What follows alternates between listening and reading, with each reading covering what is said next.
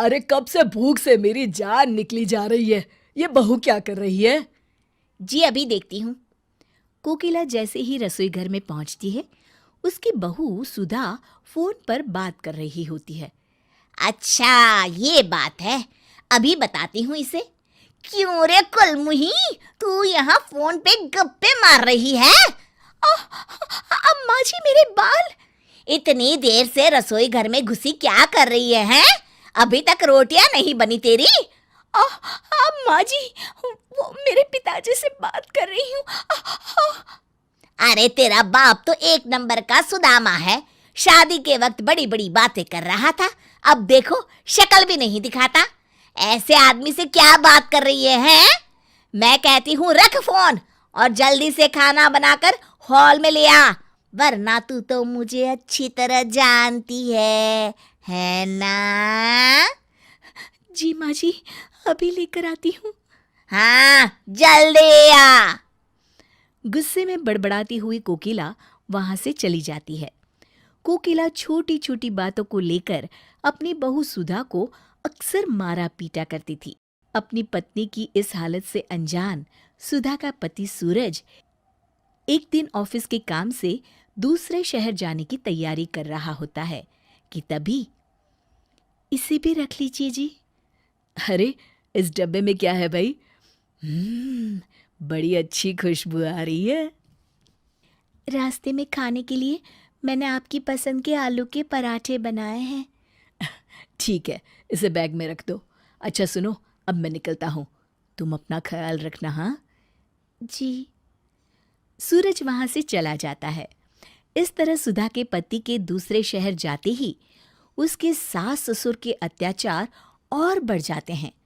तंग आकर सुधा घर छोड़ने का मन मना लेती है और जब सुधा अपनी सास के साथ बाजार से सब्जी खरीद रही होती है, तभी सुधा मौका देखकर अपने मायके जाने वाली बस में चढ़ जाती है।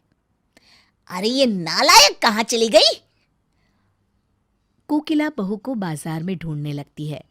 तभी उसकी नजर रीटा पर पड़ती है, जो एक चोरनी होती है और उसकी शक्ल हूबहू सुधा से मिलती है। अरे करम जली, तू यहाँ क्या कर रही है? कब से ढूंढ रही हूँ तुझे। भगवान तेरी जैसी बहू किसी को ना दे। पूरा बाजार घूम घूम के मेरी हालत खराब हो गई। और ये अचानक तूने ये अजीबोगरीब कपड़े कहाँ से पहन लिए? अब सीधी तरह घर चल, बहुत देर हो गई है। अरे ये बेवकूफ मुझे अपनी बहू समझ रही है। अच्छा है, बुढ़िया पैसे वाली दिखाई देती है। इसके घर तो चोरी करने में मजा आ जाएगा। रीटा कोकिला के साथ उसके घर चली जाती है। अगली सुबह, अरे ओ मेरी निकम्मी बहू, सुबह के 10 बज चुके हैं और तू अभी तक अपने कमरे में आराम फरमा रही है। लगता है जब तक 2-4 तुझे पड़ती नहीं ना, तेरी अकल ठिकाने नहीं आती। चलो उठ अब जल्दी और मेरे लिए नाश्ता बना कर लिया। अच्छा तो ये बात है। इसका मतलब है कि इसकी बहू इससे तंग आकर घर छोड़कर चली गई है। ये तो एक नंबर की चांडाल सास है, इसे तो सबक सिखाना पड़ेगा। अरे तू पागल हो गई है क्या बुढ़िया, जो मुझे नाश्ता बनाने के लिए बोल रही है? नाश्ता तो आज तू बनाएगी और मैं खाऊंगी। हाँ देखो किस तरह जबान चल रही है इसकी, हैं? अरे सासू माँ, सिर्फ जबान ही नहीं बल्कि हाथ पैर भी बहुत अच्छी तरह चला लेती हूँ। तुमने सुना कोकिला, आज तो ये कुछ ज्यादा ही बोल रही है।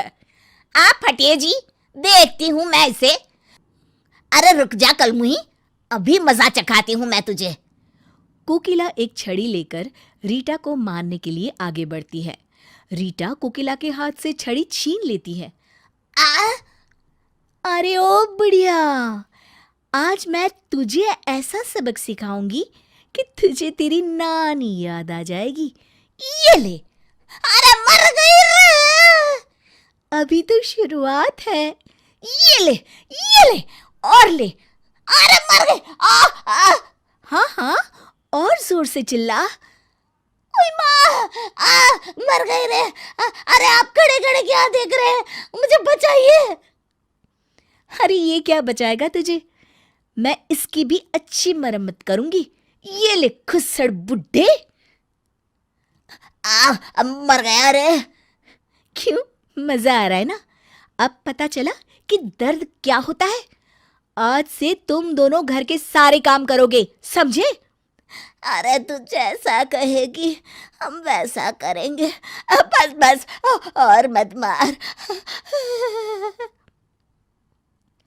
हाँ बहू, हम दोनों मिलकर घर का सारा काम कर दिया करेंगे। हम तुझे कभी कुछ करने के लिए नहीं कहेंगे, बस हमें छोड़ दे। ठीक है, आज के लिए इतना काफी है। अब मैं अपने कमरे में आराम करने जा रही हूँ। 15 मिनट के अंदर चाय नाश्ता मेरे कमरे में आ जाना चाहिए। अरे बहू, अभी लेकर आती हूँ। रीटा कमरे में चली जाती है। अगले दिन से उस घर की दिनचर्या पूरी तरह से बदल जाती है।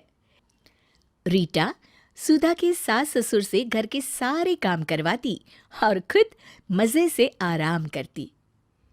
अरे बुढ़ापे में मुझे क्या क्या करना पड़ रहा है। कोकिला, अगर हम बहू को इतना नहीं सताते तो आज हमें ये दिन नहीं देखना पड़ता। आप बिल्कुल सही कहते हैं जी। तभी वहां रीटा आ जाती है। सुधा के सास ससुर रीटा के पैर पकड़ लेते हैं। अरे बहू, हमें माफ कर दे। हमें हमारी गलती का एहसास हो गया है। भगवान के लिए अब हम पर अत्याचार मत कर। हाँ हाँ बहू, हमें माफ कर दे। तू तो हमारी बेटी समान है। अरे अगर माफी मांगनी है तो अपनी बहू से जाकर मांगो, जो तुम दोनों के अत्याचार से तंग आकर अपने मायके चली गई है। मैं तो उसकी हमशक्ल रीटा हूँ। क्या तू सुधा नहीं बल्कि उसकी हमशक्ल है? हाँ, मैं उसकी हमशक्ल हूँ। मैं समझ गई। शायद हम दोनों को सुधारने का यही सही तरीका था। हम आज ही जाकर अपनी बहू को ले आएंगे। चलो जी, चलते हैं। हाँ हाँ, चलो भाग्यवान। इस तरह सुधा के सास ससुर सुधर जाते हैं। शिक्षा जैसे को तैसा कभी ना कभी मिल ही जाता है।